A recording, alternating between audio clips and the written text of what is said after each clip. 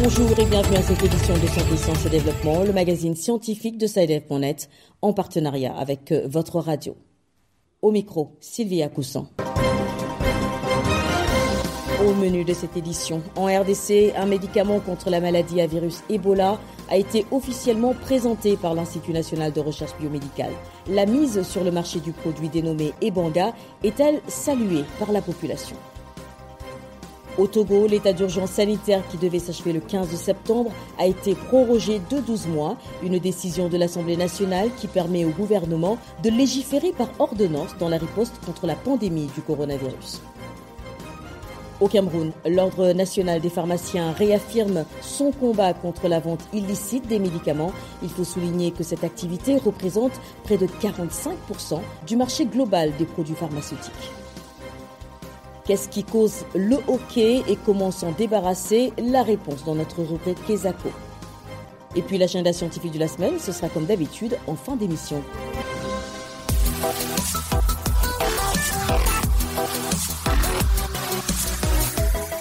Bienvenue à tous. En RDC, l'Institut national de recherche biomédicale a présenté officiellement le 16 septembre un médicament contre la maladie à virus Ebola.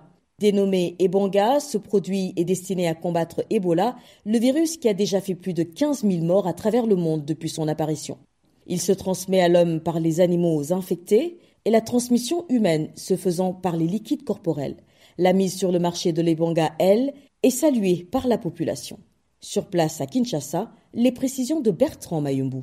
Il y a un médicament contre Ebola, donc Ebola est devenu une maladie guérissable et évitable.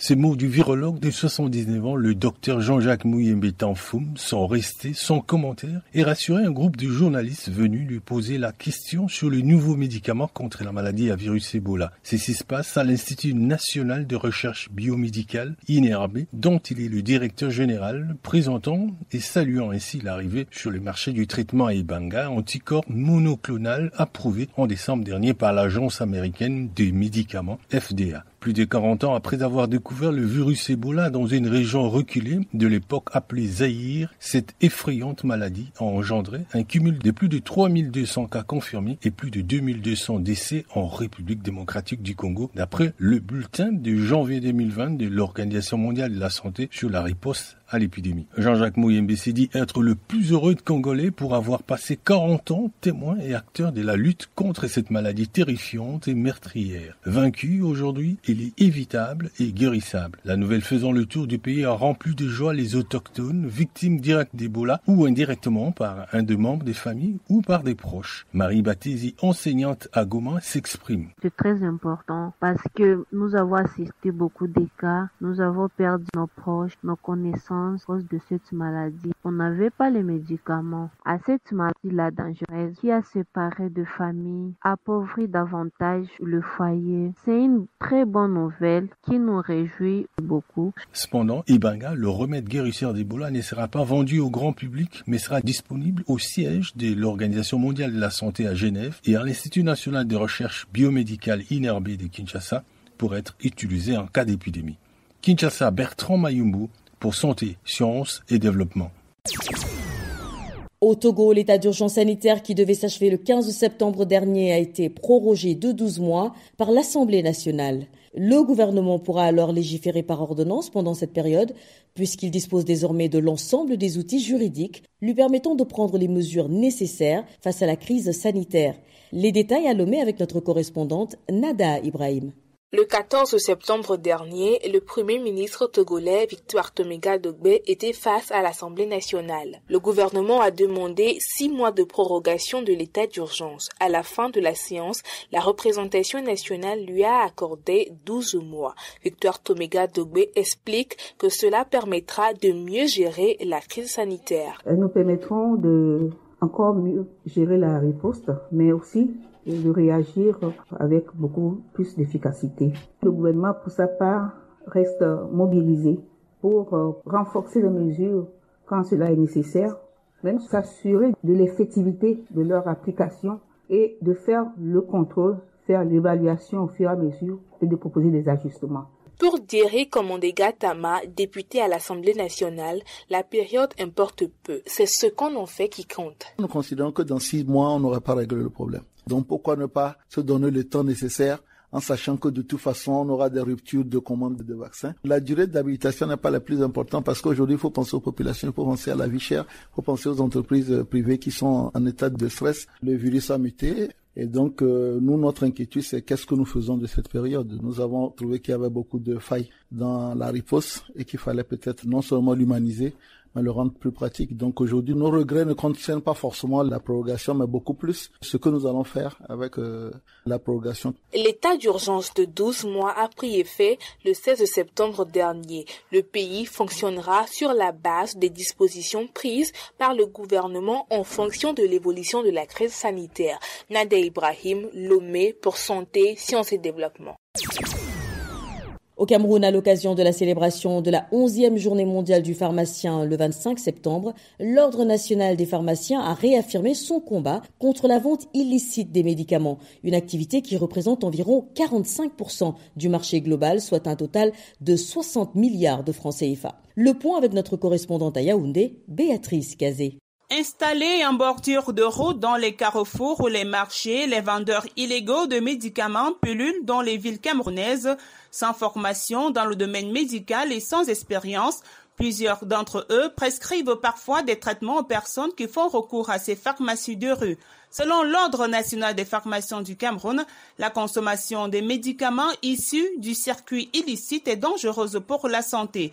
Dr Borol Gondiep est membre de l'Ordre national des pharmaciens du Cameroun. Le patient lambda qui va se traiter à l'aide de ces médicaments voit sa maladie s'aggraver parce que soit le médicament ne contient pas le principe actif, soit le médicament contient le principe actif mais à faible dose, ou encore, au-delà de l'aggravation de la maladie de ce patient, il va se retrouver en train d'avoir les reins attaqués, le foie attaqué, même le cœur peut être attaqué. Pourquoi? Parce que le principe actif a été dégradé et est devenu toxique pour l'organisme. Depuis de nombreuses années, des initiatives sont conjointement menées par les autorités sanitaires et l'Ordre des pharmaciens pour lutter contre cette activité illicite, mais le fléau persiste. Toutefois, l'organisme professionnel ne compte pas baisser les bras. Dr Borol Gondiep. L'Ordre des pharmaciens, dans sa lutte contre la vente illicite des médicaments, travaille en collaboration avec les syndicats des pharmaciens, avec les autorités compétentes, c'est-à-dire les préfets, sous-préfets, avec les mairies, afin de voir dans quelle mesure mettre des stratégies sur pied pour ralentir, voire éradiquer ce fléau. Communication, sensibilisation, l'Ordre rappelle surtout que les pharmaciens impliqués dans le commerce illicite des médicaments s'exposent à des sanctions parmi lesquelles une interdiction d'exercer. Béatrice Kazé, Yaoundé pour Santé, Sciences et Développement.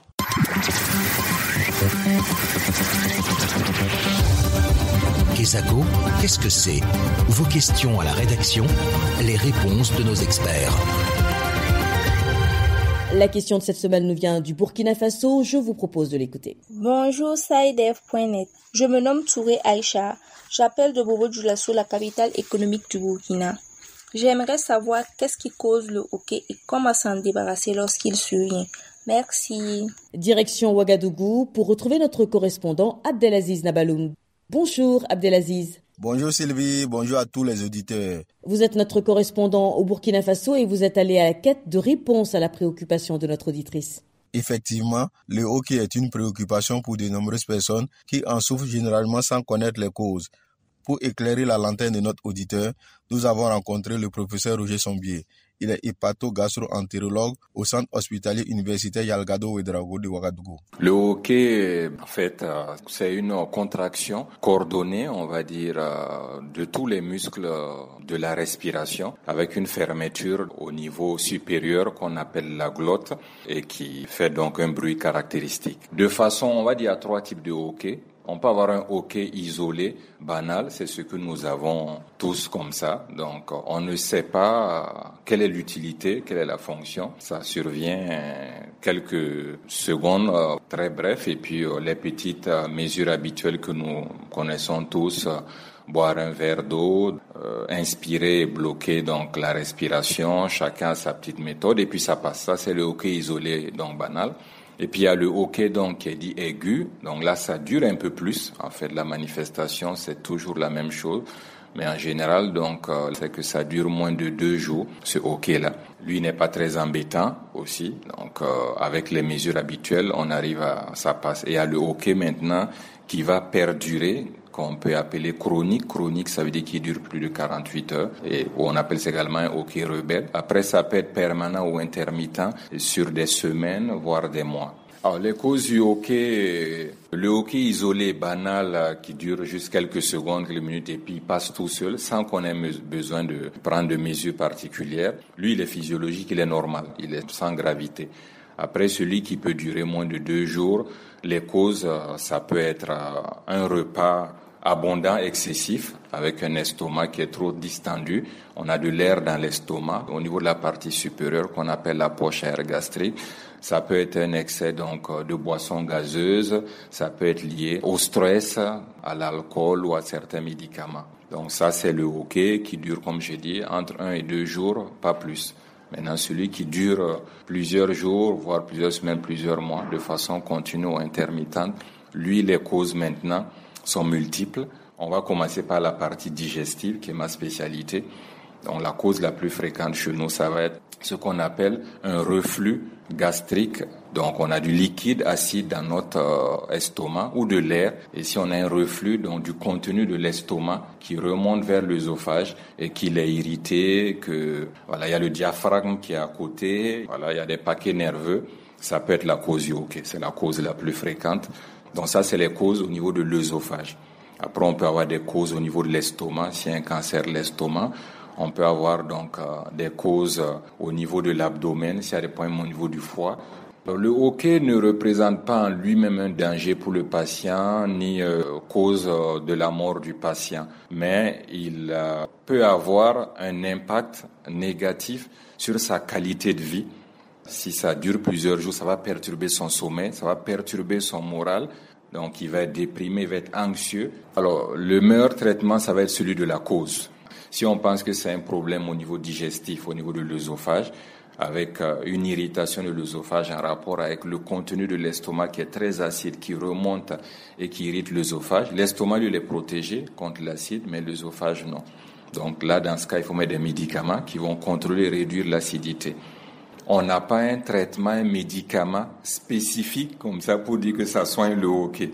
Je pense que le conseil comme ça pour le hoquet, je dirais, c'est d'avoir un mode de vie sain, de prendre le temps de manger, de mâcher bien ses aliments, d'éviter de manger excessivement. C'était le professeur Roger Sombier, hépato-gastro-entérologue, au micro d'Abdelaziz Nabaloum à Ouagadougou.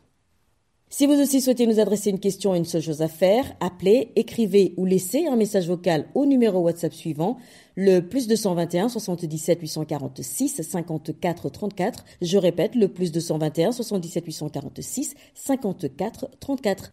Votre question, vous pouvez aussi nous l'envoyer par email. L'adresse email, c'est celle-ci, podcast@sidev.net. Podcast s'écrit P-O-D-C-A-S-T et Sidev s'écrit S-C-I-D-E-V. Je répète, podcast@sidev.net. Vos questions et commentaires sont attendus à ces différentes adresses à tout moment de la journée. L'agenda. Place à l'agenda scientifique de la semaine avec Virgile Aissou. Bonjour Virgile.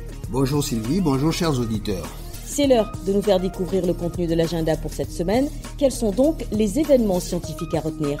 À l'agenda cette semaine, notons que le 28 septembre, à l'occasion de la célébration de la Journée internationale du droit d'accès à l'information, l'UNESCO organise un symposium en ligne sur le thème choisi cette année, le droit de savoir, reconstruit en mieux grâce à l'information. Renseignements et inscriptions sur le site de l'UNESCO, www.unesco.org.